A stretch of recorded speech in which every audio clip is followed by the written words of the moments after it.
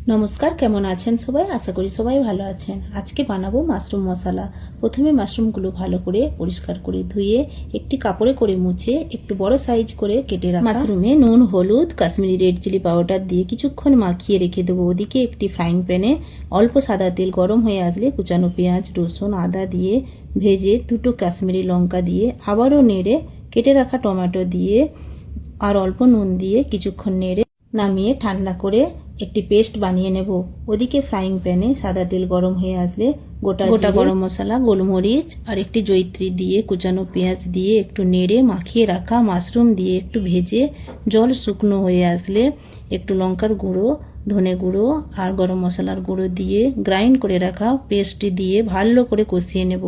মশলা থেকে তেল ছেড়ে আসলে পরিমাণ মতো জল দিয়ে ফুটে আসলে ওপর দিয়ে চেরা কাঁচা লঙ্কা আর কোচানো ধনেপাতা দিয়ে দিলেই রেডি মাশরুম মশলা। গরম গরম রুটি বা ভাতের সাথে দারুণ লাগবে। আপনারা বাড়িতে বানাবেন কিন্তু, আর অবশ্যই কমেন্ট করে জানাবেন। ভিডিওটি যদি ভালো লেগে থাকে অবশ্যই লাইক, কমেন্ট, শেয়ার, ফলো দিয়ে পাশে থাকবেন।